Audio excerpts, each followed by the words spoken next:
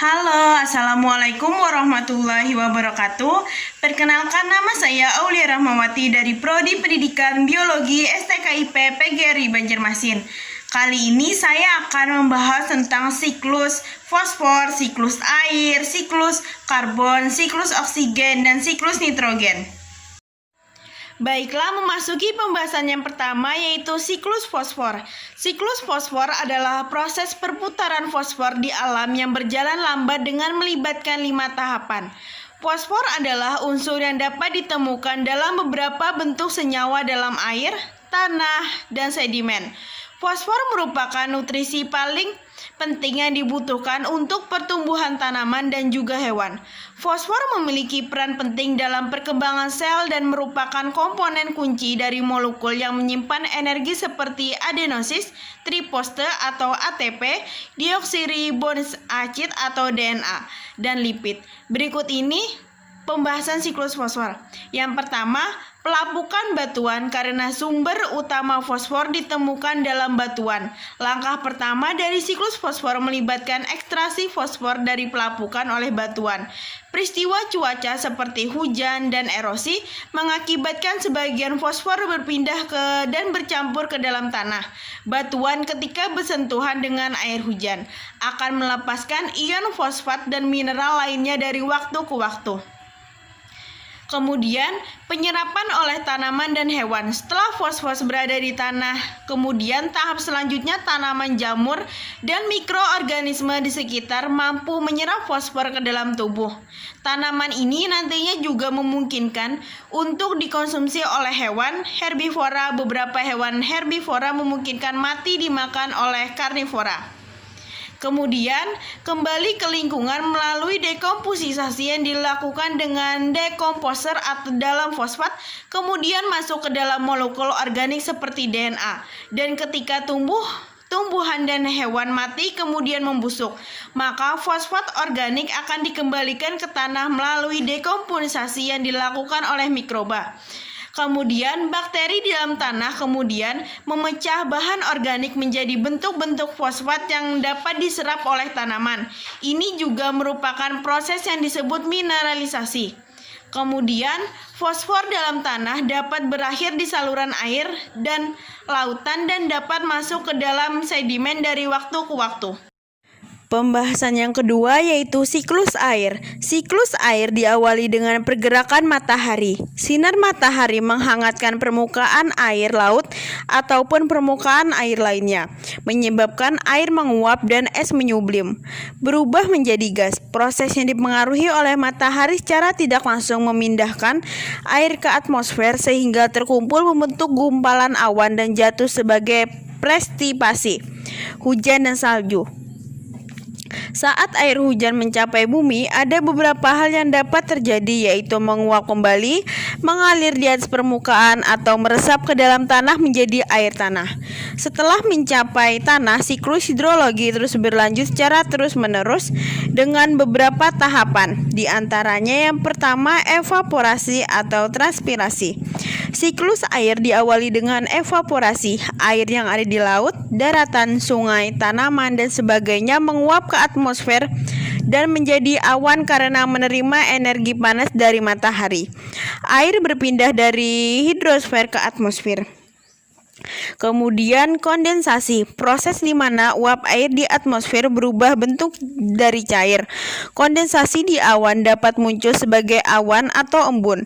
Kondensasi merupakan kebalikan dari penguapan karena uap air memiliki tingkat energi yang tinggi daripada air ketika kondensasi terjadi. Kelebihan energi dalam bentuk energi panas dilepaskan. Air yang telah berevaporasi akan menuju atmosfer pada keadaan jenuh. Uap air atau awan akan menjadi bintik-bintik air yang selanjutnya akan turun atau presipitasi dalam bentuk hujan, salju, ataupun hujan es. Kemudian presipitasi, hasil ketika partikel kecil hasil kondensasi mengembang menjadi besar melalui penggabungan untuk menopang udara yang naik. Curah hujan dapat dalam bentuk hujan es atau salju. Ketika berlalu banyak air yang terkondensasi, maka tetesan air di awan akan menjadi besar dan berat untuk menahan di udara sehingga jatuh sebagai hujan. Salju atau hujan es. Saat hujan salju atau hujan es mencapai bumi, maka air akan mengalir ke sungai, samudera, atau meresap ke dalam tanah, dan masih akan bergerak menuju sungai dengan pergerakan yang cukup lambat. Air tanah akan tersaring dengan baik, mungkin juga dapat tertutup oleh es atau gletser, bahkan dapat diserap oleh akar tanaman atau pohon. Kemudian runoff terjadi ketika curah hujan berlebihan dan tanah tidak lagi menyerap air. Sungai dan danau merupakan hasil runoff jika runoff mengalir ke danau atau tanpa saluran keluar untuk mengalir keluar dari danau. Maka penguapan merupakan cara air kembali ke atmosfer. Kemudian enfitilasi atau pekolasi ke dalam tanah. Air bergerak ke dalam tanah melalui celah-celah dan pori-pori tanah dan bahan batuan menuju muka air tanah. Air dapat bergerak akibat aksi kapiler atau dapat bergerak secara vertikal atau horizontal di bawah permukaan tanah hingga air tersebut memasuki kembali sistem air permukaan. Air permukaan, air bergerak di atas permukaan tanah dekat dengan aliran utama dan danau. Makin landai lahan dan makin sedikit pori-pori tanah, maka aliran permukaan semakin besar. Aliran permukaan tanah dapat dilihat biasanya pada daerah urban. Karena proses ini terjadi secara terus-menerus dan bersifat siklik, maka proses ini dengan sebagai siklus daur air. Karbon terjadi ketika matahari bersinar, tumbuhan melakukan fotosintesis untuk mengubah karbon dioksida menjadi karbohidrat dan melepaskan oksigen ke atmosfer.